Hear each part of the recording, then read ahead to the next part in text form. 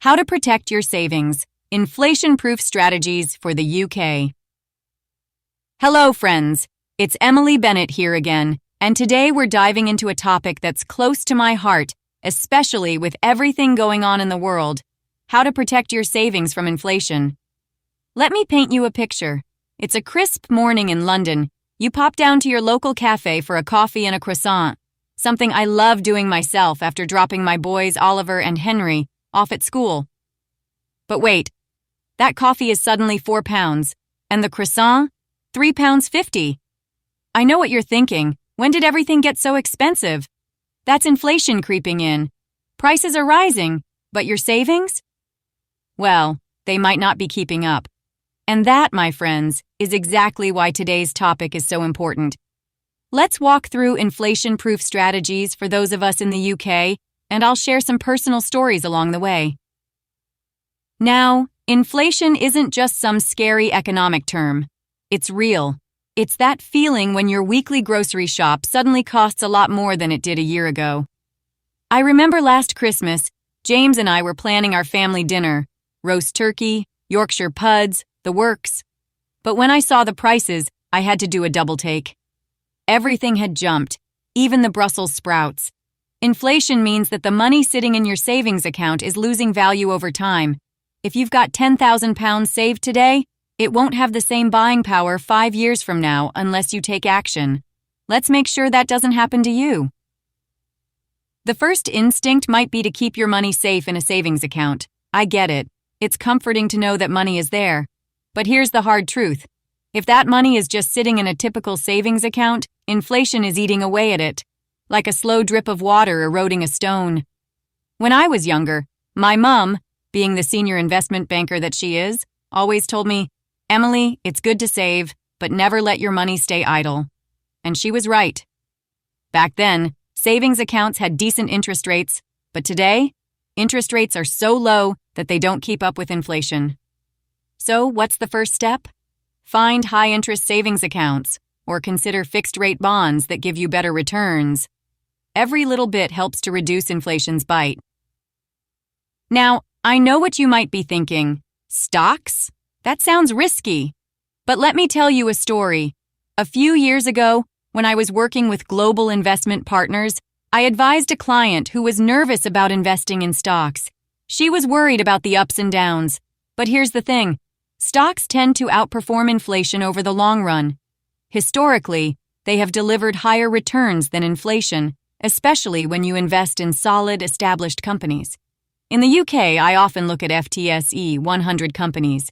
These are household names. Think Tesco, BP, Unilever. These firms have been around for ages, and they're not going anywhere anytime soon. By investing in such companies, you're buying into businesses that can adjust their prices with inflation, meaning your investments are more likely to keep pace with rising costs. Plus, with dividends, those lovely payouts from companies, you can generate some extra income while protecting your savings. It's like having your cake and eating it too. If individual stocks feel overwhelming, you don't have to pick and choose. That's where index funds and ETFs come in. They're a brilliant way to get exposure to the entire stock market without having to worry about picking winners and losers. A personal favorite of mine, the FTSE All-Share Index.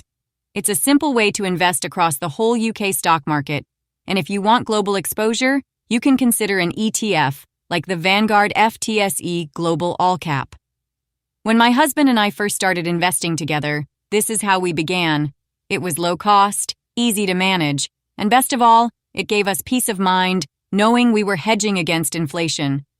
And trust me, with 2 young boys, peace of mind is priceless. The UK housing market, a national obsession, isn't it? I love walking through the streets of Kensington, admiring the beautiful townhouses, and thinking about how much value they've gained over the years. Real estate is one of the most powerful inflation-proof assets out there. Why? Because property values tend to rise over time, often at a rate that outpaces inflation. Plus, if you rent out a property, you're generating income while your asset grows in value.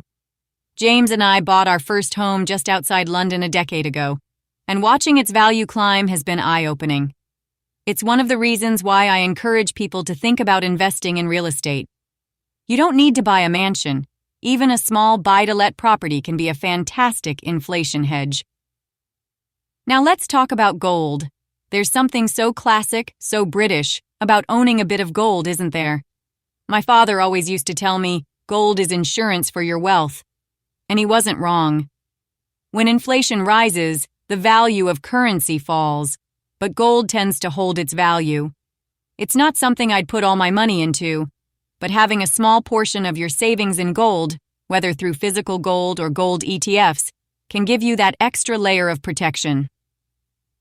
Now, for those of you who are a bit more conservative, inflation-linked bonds might be right up your alley. These bonds are designed to adjust their payouts with inflation, meaning your income won't get eroded over time. In the UK, we have index-linked gilts, which are government bonds that rise in value with inflation. They're a solid, lower-risk option if you're not comfortable with the volatility of stocks. My mom has a small portion of her portfolio in these, and they've helped her sleep easier during turbulent times. Let me share something personal here.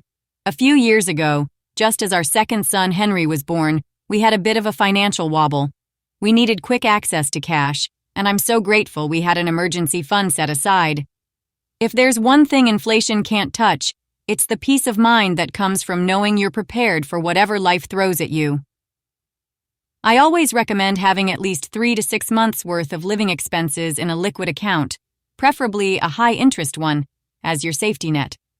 Even though inflation might eat away at it slightly, it's far better than being caught off guard when you need cash in a pinch.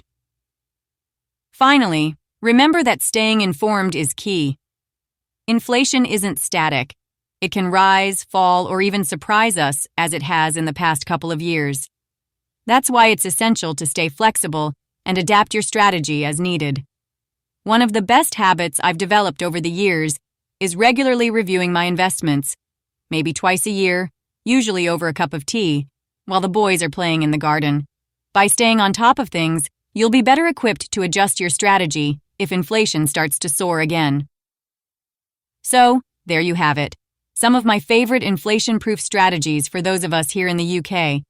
Whether it's investing in stocks, property, or even gold, the key is to not let your savings sit idle. Let me know in the comments which strategy you're considering or if you've already started. And of course, don't forget to subscribe for more tips on growing and protecting your wealth. Until next time, keep your savings safe and happy investing.